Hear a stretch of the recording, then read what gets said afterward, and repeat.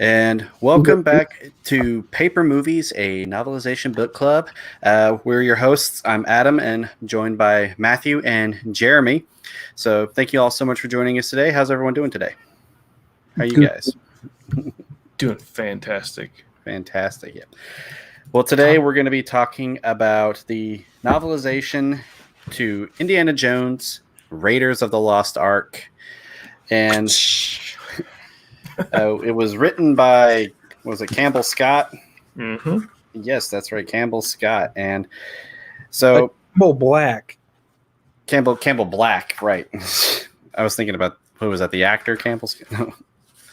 Anyway, well, so we're just going to, I'll go ahead and give the synopsis. Well, after a failed archaeological find, Indiana Jones is hired to go on a mission to look for the lost Ark, and he's he's hired to find it before the Nazis do, before they can give it to Adolf Hitler, and along the way he meets an old flame named Marion, and we find out just how good she is about not getting kidnapped or being the damsel. So. But yeah, just kind of diving into it. Like, what did you guys think of this book? Jeremy, would you like to go ahead and start? Yeah, I thought it was a breath of fresh air after what we read last month. The Predator. Yes.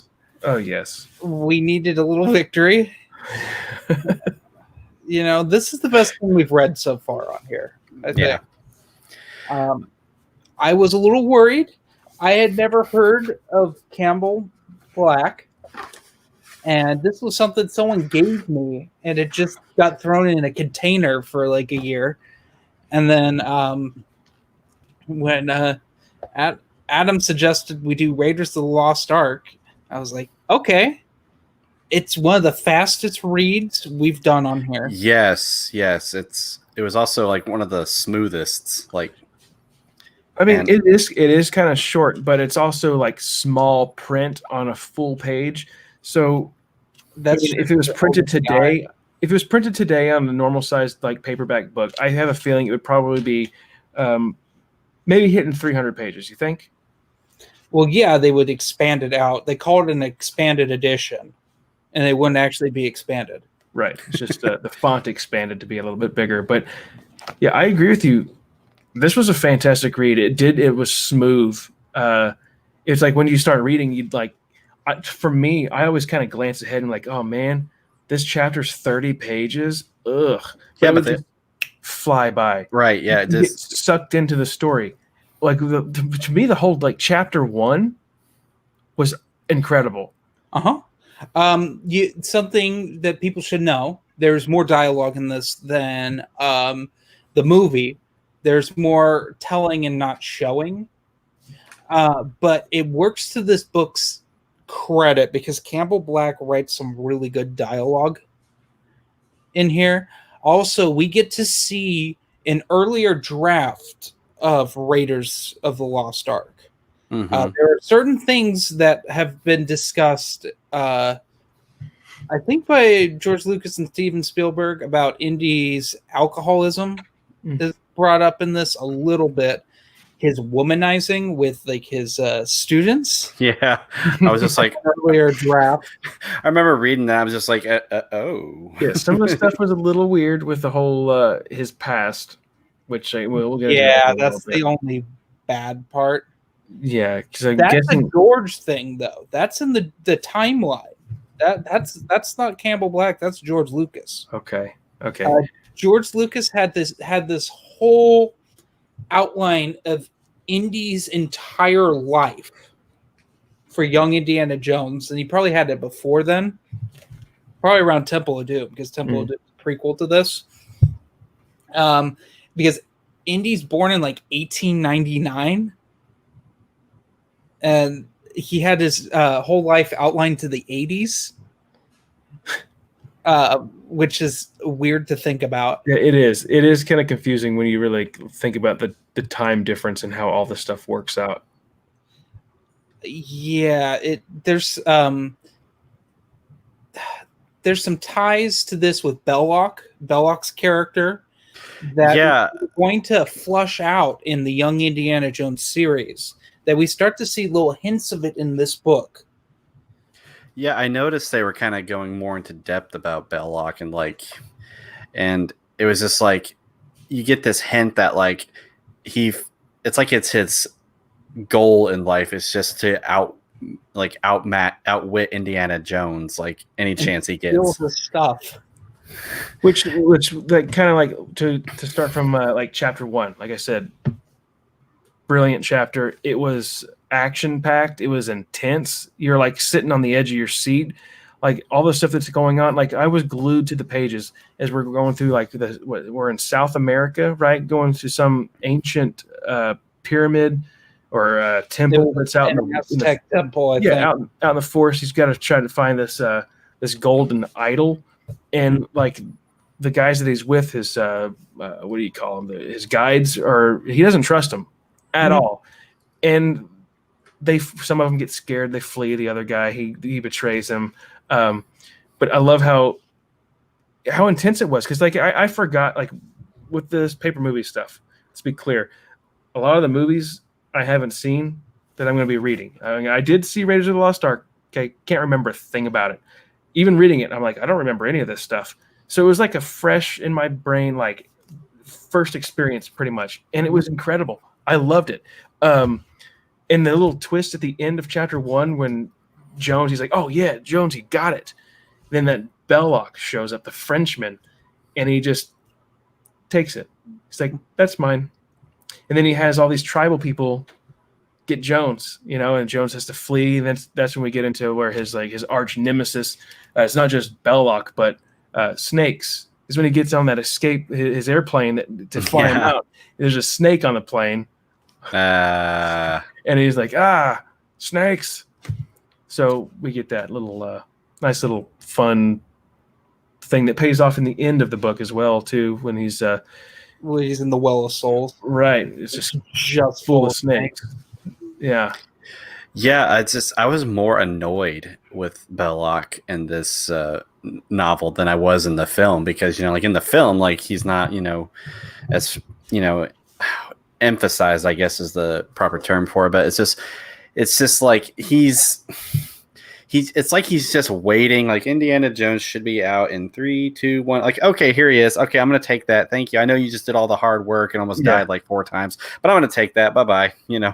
Yeah, he's a jerk. He's letting Jones do the hard work in chapter 1 and in the end. In my opinion, the movie of Raiders, it's one flaw. Aside from there'd be a little bad special effects in Raiders. Raiders has the best effects of all the movies, which is weird because it's the oldest. But the antagonists in the movie are very one-dimensional. In the book, they're very flushed out. With the first half of the book, odd chapters will be about what Indy's doing, even chapters what the Nazis are doing, and their steps to get the Ark. And I really liked that. It made it like a race to get the Ark. Mm-hmm. Yeah. Kind of going off that, the villains. I was gonna say, like, I was a little bit more intimidated by the Nazi Tote. I was more intimidated by him in this book than I was in the film, like, because it was just. I mean, I was just reading about like how he was like, trying to intimidate Mary, and like part of me, I'm just like, ooh, Yeah. Yeah. To me, that Bellock, he was such a creep.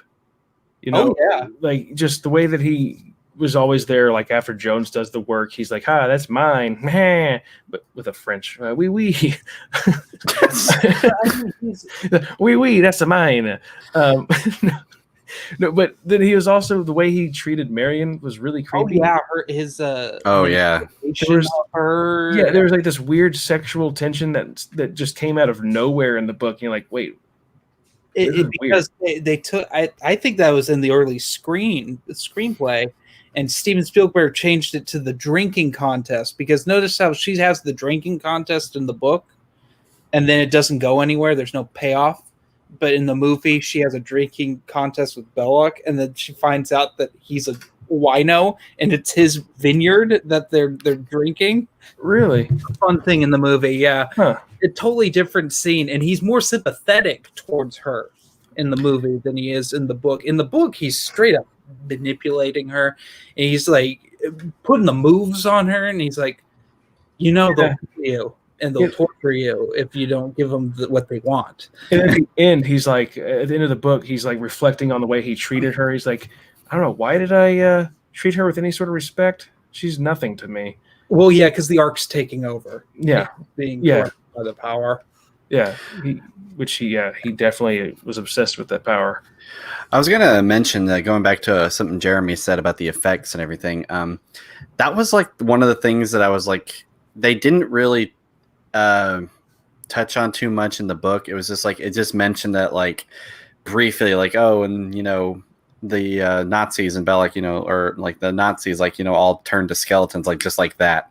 But like in the movie, like it's like it's a like, stop motion effect. It's basically every trick in the book at the time.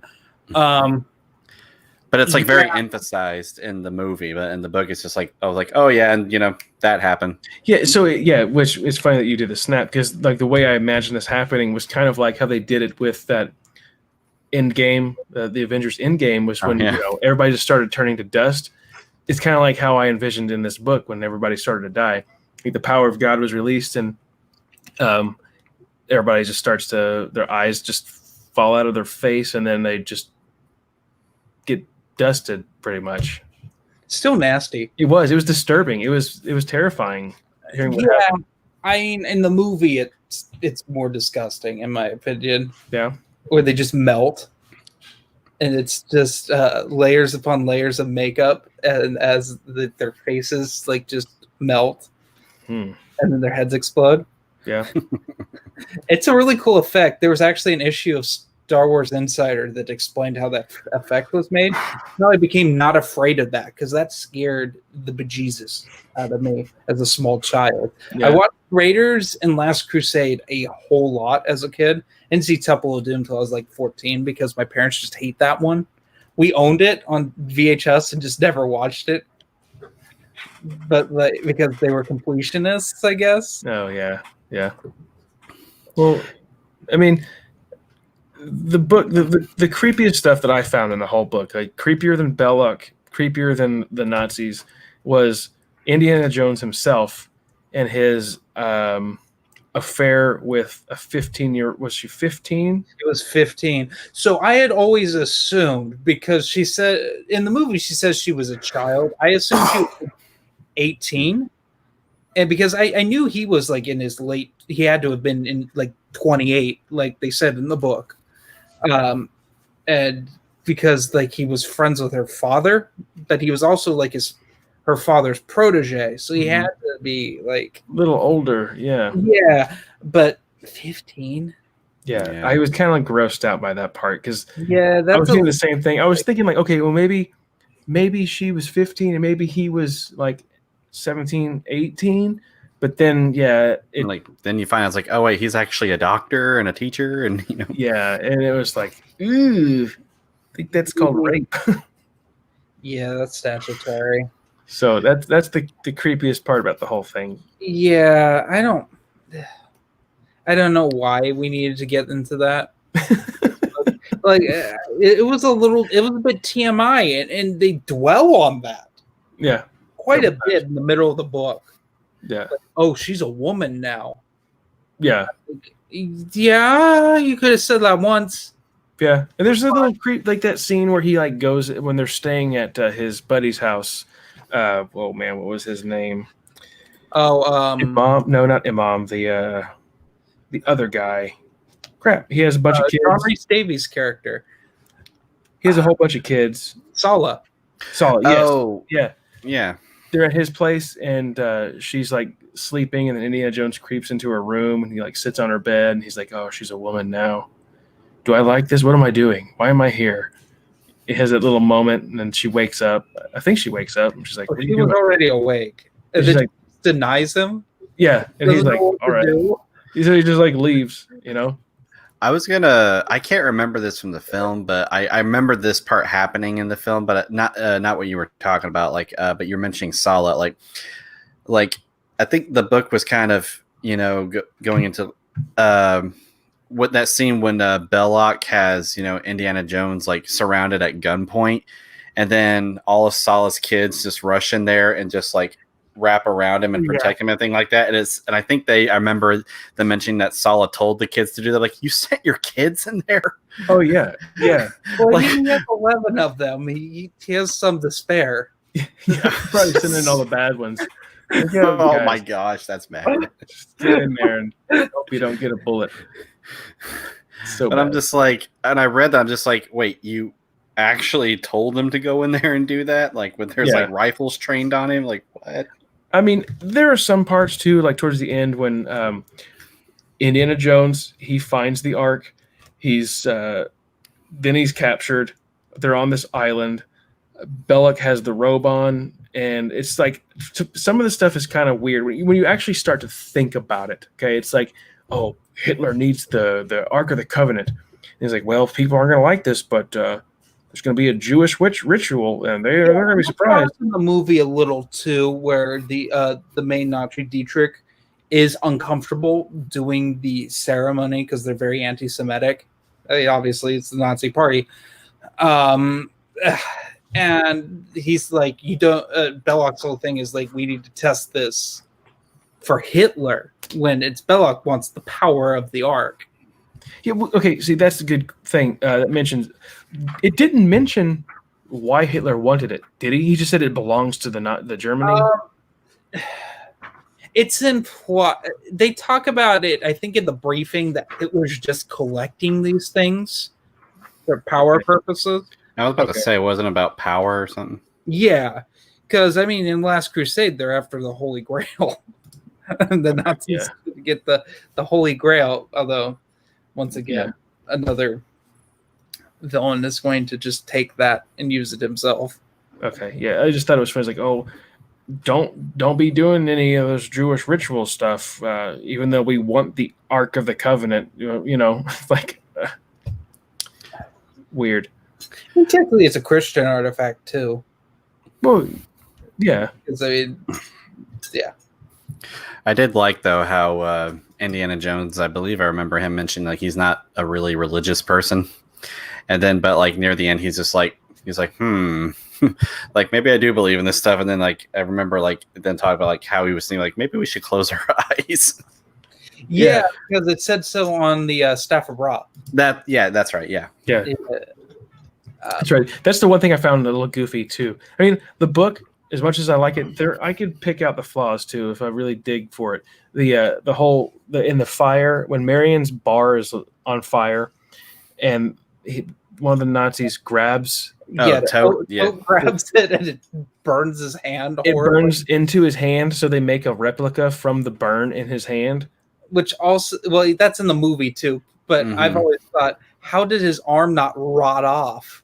Yeah, before they even got there. They're in Nepal, in the middle of nowhere. Yeah, I thought that was a little goofy, but the story overall paid off. It was a fun story. Yeah, it's a fun read. It's a fast-paced read. I kind of wonder if any of the other Nazis like went up to Tote just to see if it would happen. Like, hey, Tote, high five. Yeah, that'd be the only time he got a high five is when his hand was burned and he's like, ah. So, no. I was gonna ask, like, what is like the one thing that you? I think we may have already mentioned it, but like, what's the one thing that you were just like mostly disappointed in with the novel? Disappointed? Nothing. Nothing, or like, there's nothing that you guys like disliked about it at all? Oh, I mean, the whole Marion thing, like dwelling on the statutory. That was was more of a disappointment in the character. Yeah, and it was a weird. I mean, I guess it's to show that he's flawed. Yeah, I guess it's just. I think it would have been dated when this came out in '81, and it wouldn't have been okay. Yeah, and I think they were trying to go with it wasn't okay, but it should have just.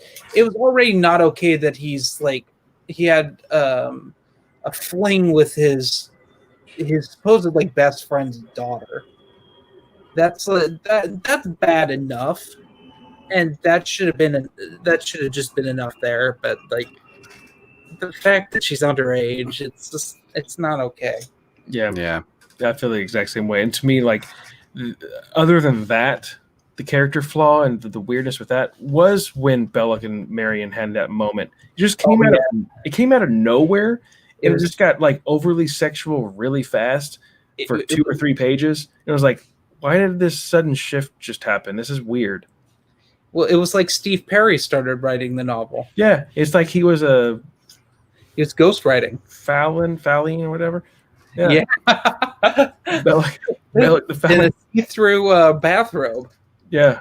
So it just got weird. That's the one thing that, like, if I really had to complain about, other than the age difference, is that weird sexual scene that happened for no reason.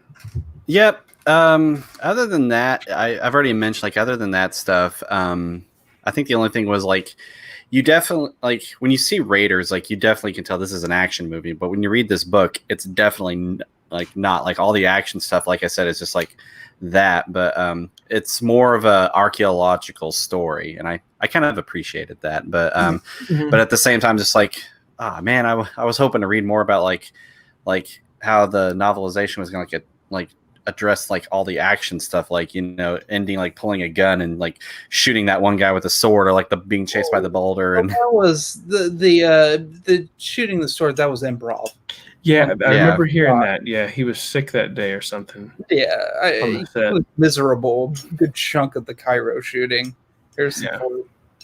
And or go ahead. It's like I said, like, or the Nazis melting, everything like that was just like, you know, very, very brief. I'm just like, well, okay. But other than that, yeah, the book I thought was like really, really good. It was just like, it was very gripping too. Like, you know, it was like Matthew was mentioning, like, you know, you just picked it up, and like, even though it was like a 30-page chapter, like, it's like you were just invested in, like, and it just went by just like that. Mm-hmm. Yeah, I remember like when we first picked this book, what was it, like a couple days into it, I was like, I'm on chapter 5, and then it's like that. I was like, oh man, it was just going by so fast. And then I slacked off. I just kind of put the book down and, you know, read some other stuff real quick. But then, you know, didn't finish it today. I finished it earlier this week. Yeah, because I read most of this in one sitting. I mean, but it wasn't like one of those like the Predator, you know, that we did in previous things. It was like, I'm gonna put this off. This was like Dragon Slayer. We all finished on the same day, basically. Yeah. But even with that one, it wasn't like, I gotta read this again. It was just, I don't know. But this one was fun. I enjoyed it. I remember you sending us a message being like, yeah, I think I'm gonna beat you guys this time. And I'm just like, I remember when I'm just like, done. Yeah, I was like, Matthew sends a message. I only have 20 pages to go, and I had like 70, and I just sat and read what was left in the setting. Yeah, and it was like, oh god, it was like 10 o'clock at night, and I knew you two were in bed, and I was like, you guys are probably asleep, but I finished Raiders. Yeah, there's like that time in like a video game, you're like driving, you're like, oh, yeah, I'm in first place, and then everybody goes around you, and you're like, wait, and then you look up in the screen, and it was like, you've been lapped. You're like, wait, what? That's what it was like. No, but yeah, Campbell Black, I think he did a great job. Yeah, I agree with writing the story. And, you know, like I said, it's been a long time since I've seen the movie. I would like to revisit the movie, especially after reading it. You know, I don't know if I can't say if the movie's better or the book is better. I wouldn't know. But I would recommend this book for sure. As would I. As would I too. Now, did Campbell Black write all of them, or did he just write Raiders? He only wrote Raiders. That's what I was wondering. I was trying to look up the author, and James Caan writes Temple of Doom. I know that, and he wrote Return of the Jedi. Mm-hmm. That's true. He did. Yeah. And oh gosh, I can't remember who wrote the other two, but it wasn't Campbell Black. I got a quick question for you guys. We were kind of talking a little bit about Bellock and his portrayal in this novel. I was going to ask, what did you guys think? Like, did you guys think that Harrison Ford, like, I know the book was written after, but Did you think that Campbell Black did a very good job capturing like Harrison Ford? Do you think, or did you like the movie version of Indiana Jones better than, or did you like the book better? I thought they were about on par. They were just different to a certain extent. I just envisioned Harrison Ford saying everything. So. Yeah, so did I. That kind of the same too. Yeah. So, I was just kind of curious what you guys thought about that, but yeah, I kind of thought like it's like when you read a James Bond book or something like that. You just put like Sean Connery or Daniel Craig to speak in the roles. Like, yeah, you're easily able. So what? I don't do that at all. Oh. Because the Fleming books are so different. It's like a whole nother entity. Although I will say, more often than not, it's Timothy Dalton. Mm-hmm. If I do pick one, because his stuff, a lot of his movies, they pull all like the dark parts of those books and throw them in like License to Kill. He disagreed with something that ate him. But yeah, I guess what really helped though is like you see Harrison Ford on the cover, so it's like it was easy also to put like his face and voice to all the words and everything. So I think the cover's horrible. I'll be honest with you. Oh yeah, this cover. I mean, mine's rotting off. Like every time I opened this book, part of it would fall off. So yours is cool. You've got the 3-in-1 book though. Mm-hmm. Yeah, I was just like, I was bound and determined to like, I didn't want to have to like search for all three of them because like I saw this at the bookstore and was like, I want that copy like right there, and I couldn't find it, so I had to actually get it ordered from a bookstore in Texas, and it took like 2 weeks, and then when I called them and tried to track it, they said like, oh wait, I'm sorry, it's still in Texas, and so the manager of the store was just like, oh, I'm sorry, I'm gonna get one expedited to you at no additional cost. And then the day after I got this one, the bookstore called me and said, like, hey, your copy's in. I'm like, I was like somewhat tempted to go and be like, maybe I should see if I can get 2 copies of that book. Maybe we could have done like a giveaway or something. Yeah. I'm just flipping through the book right now, and I landed on the part when Marion's in her bar and Indiana Jones shows up, and he says, hiya, Marion. That was weird to me. Hiya, Marion. I was like, movie. He just he walks in and it's the silhouette. It's super cool, but that's like a visual thing, Yeah, and she just like punches him in the face, which was great. Yeah, I mean, he did like after what he did and everything, like all these years apart and everything, he goes in and be like, oh hey. I mean, yeah, I like the chapters. I like how it explains. It's just like the location of where they're at, which I dig. Yeah, that was also good, except for there was 2 chapters in a row that said Cairo. Yeah, I do want to know how they got off the island though after the arc. Yeah, I was wondering that too. They glance over that in the epilogue because it's just like they go to this island that's just full. Like they get there on Nazi submarines, which that part was a little goofy too. Did he just like attached himself to a periscope of a submarine? And in the book, yes. In the movie, he sneaks into the submarine before it submerges. That would have been better. Yeah, that was idiotic. Because like when I pictured in my head, because he didn't he fall asleep too?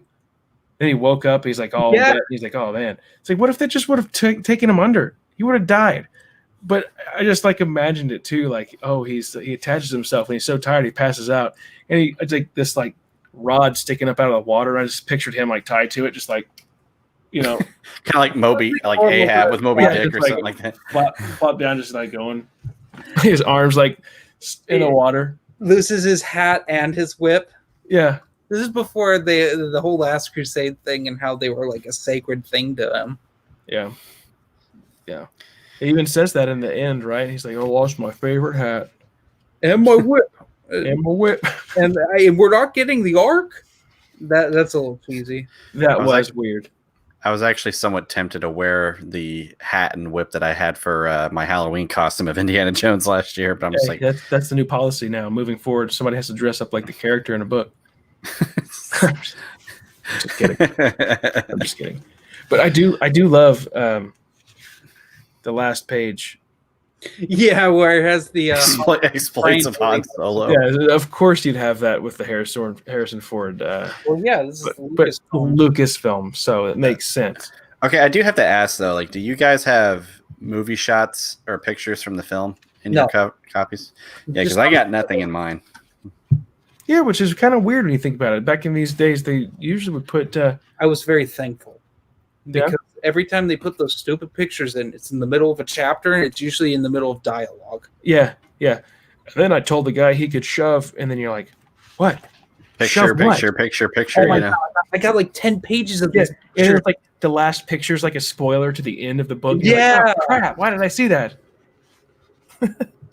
Which happened to me already in one of our future books. So another question. I know we're not covering it next month, but like, would you guys, even if it wasn't on paper movies, would you guys be interested to read Temple of Doom and the Last Crusade just from reading Raiders? And Kingdom of the Crystal Skull. I would read that. Go ahead. I guess so, because these novels they are different than the films most of the time. Mhm. I think I would give that a shot. But did it come out in paperback? Because Yes. I've only seen it did. Yes, and it's still in print in paperback. Really? Yeah, I found Kingdom of the Crystal Skull like at the bookstore, and I was just like, well, I have the some other Indiana Jones books. And like I was thinking about just getting it, well, okay, it is part of the story, but so I mean, if I ever come across it, I will probably get it. But I think Kingdom of the Crystal Skull has an audiobook version, doesn't it, Jeremy? Yes, that's an unabridged audio book. See, but my thing is like before, like there's even like we've talked about, there's an expanded universe, or as we called it, the Indiana Jones Adventures, which just many more books. And after reading this, I thought like, man, that would be fun to get into. But then, like Adam, you mentioned, would you read the other two novels or other three novelizations? I would rather read the novelizations first before I went off and did the expanded universe books, because I would like to see how other people can write the Indiana Jones stuff. Yeah, so that way if the other books aren't great, then you're like, well, at least I had those, Right. And maybe I could try one of the expanded universe books if I can find one, maybe pick it up, read it, and see if it's worth investing in. Because all of these franchises, they have so many books, and it's like, I don't know if I should dive right into it. But Indiana Jones, man. Yeah, it's just like I found these two at the bookstores, and I was just like so excited. I was just like, I mean, they look really, really good. I mean, like, and what's funny is that these are actually longer than the novelizations themselves. So, I mean, it's just like I'm actually looking at a book that's like almost 325 pages, and I'm just like, and Raiders was like 180. Yeah. I mean, mine was a little different because mine's a bigger print, format. But yeah, format. But.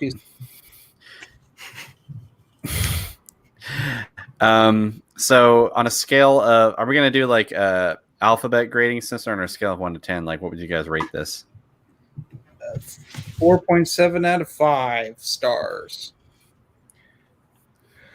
Well, if we're doing it at a 5-star, or we're just doing our own individual. You do your own. That's what we've done.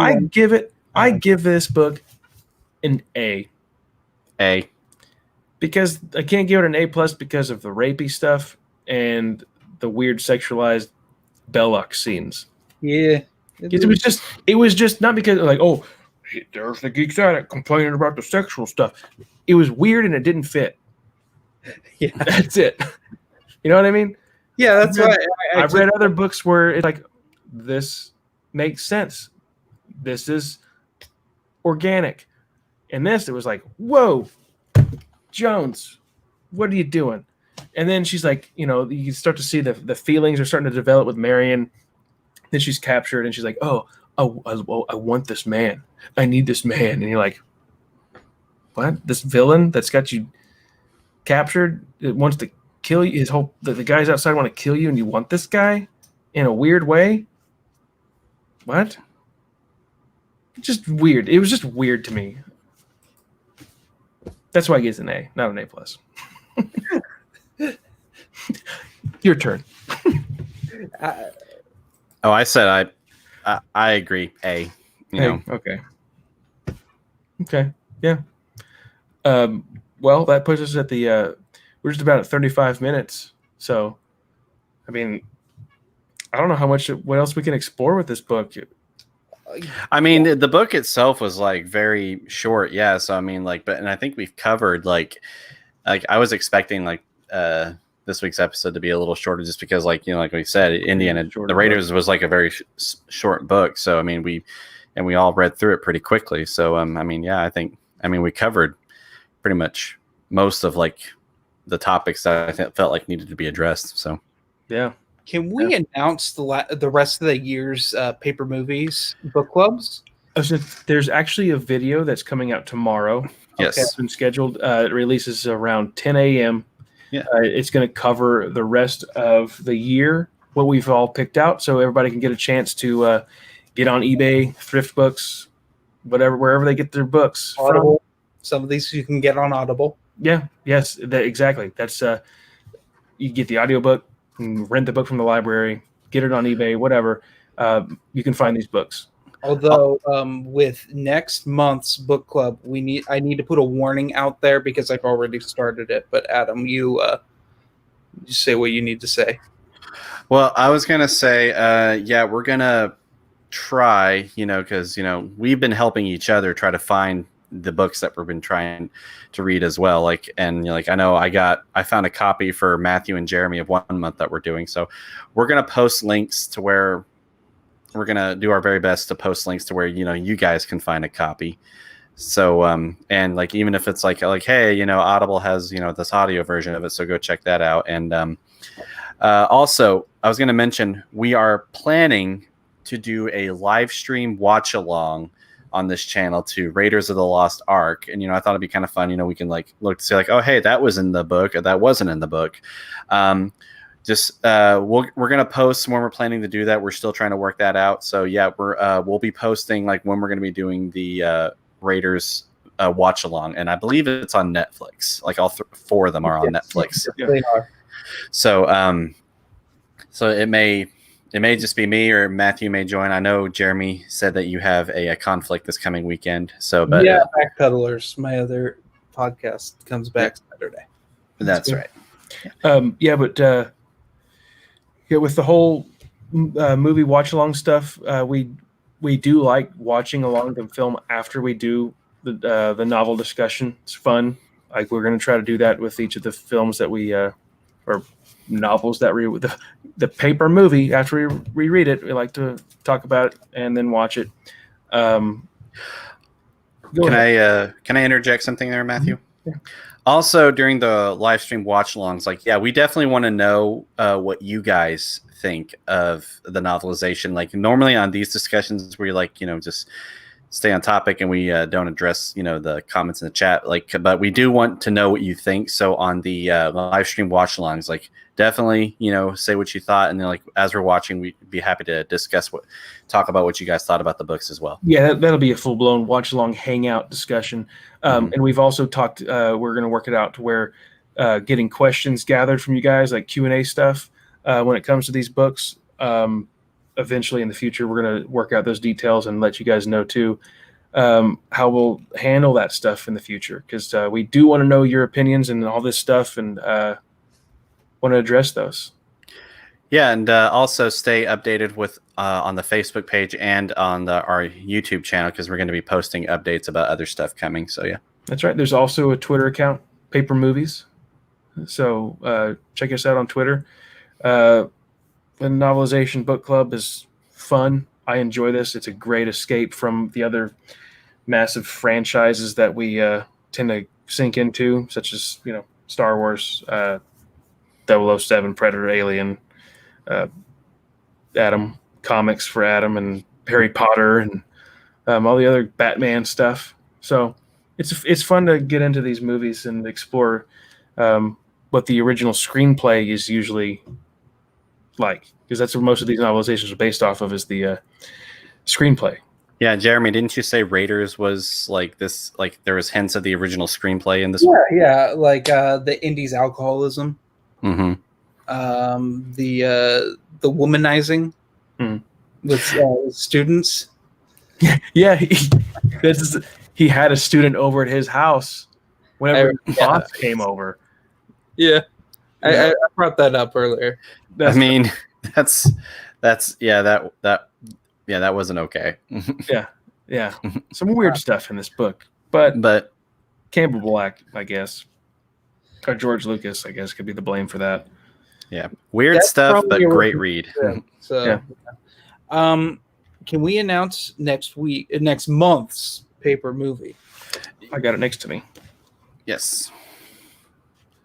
Next month, I chose to read something a little bit different. It's a TV show, but they made a movie based off the show. Jeremy knows a little bit more about this than I do. You got the X-Files Fight the Future novelization. So this was a film, but it was based off the TV show because the TV show came first. Mm-hmm. So and then there's apparently a whole book series of X-Files stuff too. But, paper movies, we're going to talk about the novelization of Fight the Future by Elizabeth Hand, author of Boba Fett books 4 through 6. Oh, hey, Jeremy. Oh, hey, Jeremy, your favorite. It has pictures from the... I like them, especially when they move. There is a caveat with this.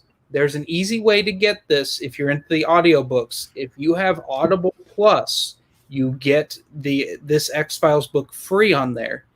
It's missing the last 5 pages of the book in the audiobook. You are forewarned. You know what? Maybe if you hit us up on Twitter and the direct message, I could snap pictures of the last 5 pages. I mean, if it's available in audiobook and they left that out, maybe, I'm not copying the whole book, but also the audiobook's really bad. I know because I'm about an hour into it. Actually, we should have like a special live stream where Matthew just reads the last 5 chapters. Just like, okay, and today on chapter 5. Yeah. It's a short audiobook. It's a 4-hour audiobook. It actually is it feels to me like I started reading this when I got done with Raiders. I picked this one up and chapter 4, Martin chapter 4. So, nice. And I saw the pictures and it ruined something for me. So, oh yeah, you've not seen this before. Nope, I haven't seen it. That's the thing. I'm picking most of the stuff that I'm picking. Clearly, when you see what we're announcing for tomorrow, there are some things that I have seen, but I try to pick things that I'm not too familiar with because I like experiencing these things for the first time. It's fun. Yeah, I didn't watch The Predator before, until after I read it, and then I picked up on how I'm so sorry how bad it really was. I'm just like, well, I have one closing statement. You go for it, Adam. You're pretty much forgiven for King of the Monsters. Thank you. With this thing. It's only because I got a couple of the books for our November read for you guys. I mean, Raiders was just a breath of fresh air. It was. I enjoyed it. I was actually surprised because I when you picked this one in my mind, because I already had it. I have the 3 Indiana Jones books, and I thought, I guess I have it. But when I read it, I was like, okay, all right, that was fun. I enjoyed that. There was I was gonna say a little behind the scenes thing for you guys. I was actually intending to just be like, oh, okay, I got my next 3 months picked out. I'm just gonna do the Indiana Jones trilogy, and then I think we had a meeting, and then Matthew was like, yeah, I don't want to do sequels to books too much and everything. Maybe every so often I'm just like, dang it. Yeah, superhero film, every month is a new superhero film. I'm just like, I was like, no. There is I will tease. There is a superhero film coming, but I won't say what it is. So just be sure to check out for the update tomorrow. Oh yeah, guys, definitely check out the update tomorrow. And share this channel. Yeah. Check out the podcast. We've got a podcast that Jeremy uploads these episodes to on Spotify and the iTunes, Apple Podcast, Google Play Music, and I think iHeartRadio. That's awesome. Nice. And you did mention that this episode is not going to be up, right? It won't be up till the weekend. Okay. Awesome. Yeah. I need time to edit. That's good. It's fine. It's fun. I enjoy this paper movies. It's a nice escape from the norm. Yeah. Well, I guess that's going to do it for Paper Movies, episode 4, Raiders of the Lost Ark. See, Yeah. So, guys, remember, pick up your copies of X-Files, Fight the Future, and stay tuned for a video update tomorrow. and we'll see you in the future. Goodbye. Well, thank you guys so much. You guys have a great night.